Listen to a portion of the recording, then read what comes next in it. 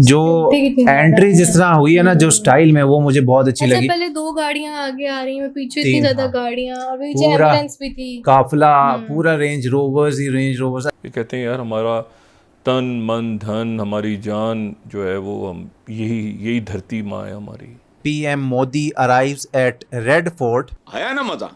कमाल किस्म की एक एंट्री हुई है। लाल किला बहुत प्यारा सजा हुआ है, बहुत ही काफी खूबसूरत। ज्यादा लोग भी हैं उधर। इन दोनों में डिफरेंस क्या है? बेसिकली चीज देखनी है कि हमने दोनों में तरक्की किसने की है। वेस्ट से पैसे लेकर आप अपना सारा जो है वो पूरा करेंगे, तो फिर ऐसी सिचुएशन में जो कंट्री भी आईएमएफ के पास होगा, क्या आप उसको इंडिपेंडेंट कह सकते हैं? ना वो पीएम मोदी को निकालने लगते हैं ना, पहले गार्ड उनकी सारा मुआयना हाँ, वो कर रहे सारा होते हैं, मुआयना सब करते हैं, देखते वो हैं, क्लियर करते हैं, तो फिर बाहर वो कहते हैं अब दरवाजा खोलते हैं। मैं इंडियन अवाम से ये पूछना चाहूँगा कि कभी आप सोच सकते थे कि इंडिया के किसी वजीर आजम की पाकिस्तान के सड़कों पे खड़े होकर तारीफ हो रही होगी? किस बेस पे हो रही होगी कि उसने कोई काम किए, अपने लोगों के लिए काम किए? क्योंकि आईएमएफ के पास जब आप हैं तो आपको अपनी सारी पॉलिसीज जो हैं वो आईएमएफ के कहने पर ही बनाना पड़ती हैं, तो फिर ये डिपेंडेंस ही हुई ना, वो इंडिपेंडेंस तो नहीं हुई। इंडिया चौथी बड़ी इकोनॉमी है, पाकिस्तान इकोनॉमी के कौन से नंबर पर आ रहा है? पहले 50 में, पहले 10 में या पहले 5 में? पाकिस्तान इनमें की एंट्री किस तरह होती है, इनकी सिक्योरिटी किस टॉप लेवल की होती है। नमस्ते दोस्तों, जय हिंद। हिंदुस्तान स्पेशल में आपका स्वागत है। दोस्तों, जैसा कि दोस्तों आपने क्लिप में देखा, स्वतंत्रता दिवस के अवसर पर प्राइम मिनिस्टर मोदी की ग्रैंड एंट्री देख पाकिस्तान काफी हैरान दिखाई दे रहा है। प्राइम मिनिस्टर मोदी ने आज 12वीं बार लाल किले पर झंडा फहराया।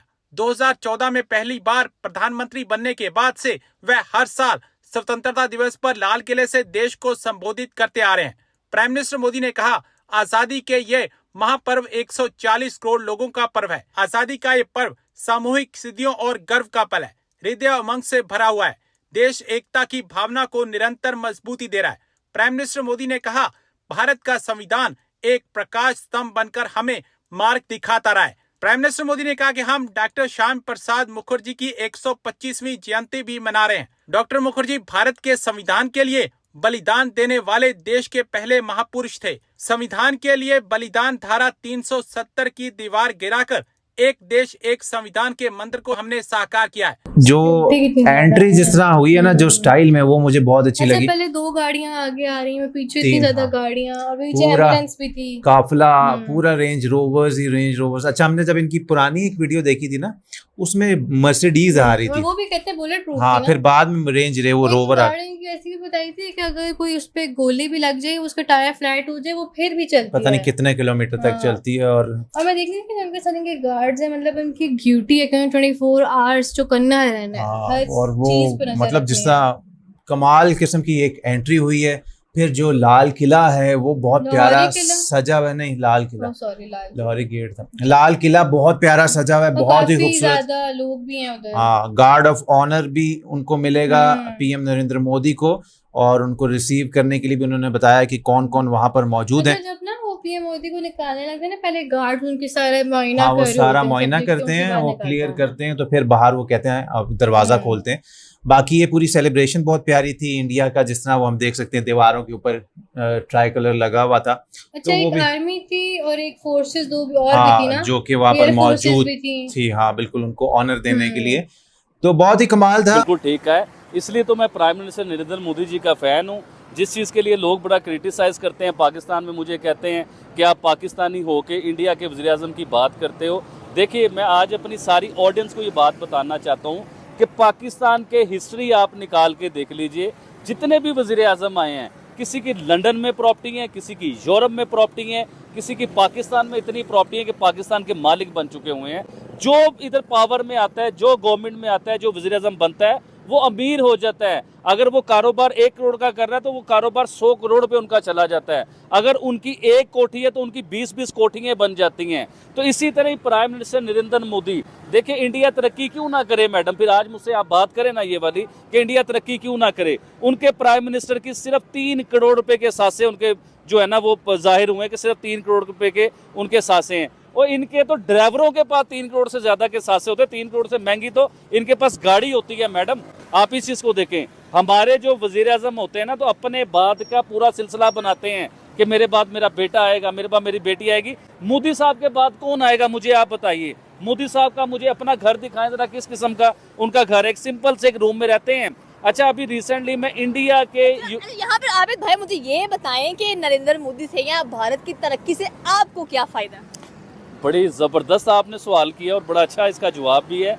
ये आपने सही कहा। आपके कहने का मकसद ये है कि इंडिया की जो तरक्की है उसमें आपका क्या फ़ायदा है, आप क्या बात कर रहे हो। देखिए मैडम, मेरा रोल है इसके बीच में। आज मैं ये बात करूँगा तो मेरी आवाम में शऊर आएगा ना कि देखिए एक सिंपल इंसान वज़ीर आज़म है, 150 करोड़ से ज़्यादा की आबादी का वो वज़ीर आज़म है। क्या उसे प्रोटोकॉल नहीं चाहिए? क्या उसे VIP लाइफ नहीं चाहिए? क्या वो एक सिग्नेचर करे तो अरबोपति नहीं वो इंसान हो सकता? लेकिन वो आज भी आम जिंदगी जी रहा है। ये तो आप प्राइम मिनिस्टर नरेंद्र मोदी साहब की बात कर रहे हैं। मैडम आप आइए योगी जी के पास। योगी जी की सगी बहन जो CM है, पिछले 10 सालों से CM है, वो अपने यूपी के जो है ना, वो यूपी भी पाकिस्तान जितना यूपी है उसके CM है। उत्तर प्रदेश की आप बात करें, वहाँ के CM हमें योगी आदित्यनाथ नजर आते हैं। कह लेंगे जहाँ पर वुमेन एम्पावरमेंट, पॉवर्टी, गुर्बत आपको नजर नहीं आती, 0% नजर आएगी। लेकिन सवाल फिर वही यहाँ पर आता है कि पाकिस्तान में क्या कमी है जो आप कहते हैं कि आप बहुत बड़े फैन नजर आते हैं नरेंद्र मोदी के, योगी जी के, या कह लेंगे भारतीय सरकार उनकी जमहूरियत से बड़ा आपका लेके लुत्फानंदोज होते हैं। चले मैं आज जबरदस्त बात करता हूँ। आज मैं आता हूँ फैमिलीज के ऊपर। आप इमरान खान साहब की फैमिली निकाल के देख लीजिए, उनके बहन और भाई क्या कर रहे हैं। आप प्राइम मिनिस्टर जो है शहबाज शरीफ साहब, इनके भाई बहन, उनके भतीजे भांजे, उन्हें आप निकाल के देख लीजिए। इसी तरह जरदारी साहब की आप फैमिली निकाल के देख लीजिए। इसी तरह इंडिया में आप आ जाएं, जो इस टाइम इंडिया के वजीर आजम है, उनके बहन भाइयों के पास क्या प्रॉपर्टीज़ हैं और उस वजीर आजम के पास क्या प्रॉपर्टी है। इसी तरह ही आप योगी जी आदित्यनाथ जो हैं, इनकी आप आ जाएं। इनकी तो बहन आज भी जो बड़ी मशहूर थी, जो आपने सुना होगा कि वो फूलों की दुकान चला रही हैं, लेकिन ऐसा नहीं है। एक छोटा सा जो पठारा टाइप एक दुकान होती है ना, जिसे आप छोटी सी दुकान कहते हैं, चाय की दुकान आप कहते हैं, जिसमें आप बिस्किट वगैरह ऐसी चीजें होती हैं। चाय का ठेला बेसिकली कहते हैं कि जो लगाया जाता है। आज वैसे भी भारत में चाय वाले बड़े फेमस है। आप मुझे ये बताएं, भारत को अपना दुश्मन समझते हैं आप? इंडिया लगता है आपका दुश्मन है पाकिस्तान का? नहीं है दुश्मन हमारा। तो फिर हम उन्हें दुश्मनी क्यों लेके बैठे हुए हैं? क्यों कहते हैं कि वो हमारा सबसे बड़ा दुश्मन है? नहीं, मैं नहीं कहता। आप नहीं कहते वो दुश्मन है? आपको लगता है कि भारत दुश्मन है हमारा? नहीं है। मतलब यहाँ की आवाम भी कहती है कि भारत हमारा दुश्मन नहीं है। और स्पेशली अगर आबिद भाई की बात की जाए तो वो भी कहते हैं कि वो हमारे दुश्मन नहीं है, वो उनके बहुत बड़े फैन नजर आते हैं। आदित्य योगीनाथ की भी उन्होंने बात की, उसकी बहन का भी जिक्र किया। चलिए मुझे ये बताएं कि अगर हम लोग एजुकेशन की बात कर लें या कह लें कि अगर हम लोग एग्जाम्स की बात करें, तो आपको क्या लगता है कि नरेंद्र मोदी ने क्या कुछ करवा दिया एग्जाम्स के अंदर, या उत्तर प्रदेश की बात करें अगर तो? जी मैडम, आपने बड़ी ज़बरदस्त मुझसे सवाल किया। पाकिस्तान में जो स्टडी का लेवल है ना, जो क्वालिटी ऑफ स्टडी है हमारे पास, उसके बारे में मैं आपको बताना चाहूँगा।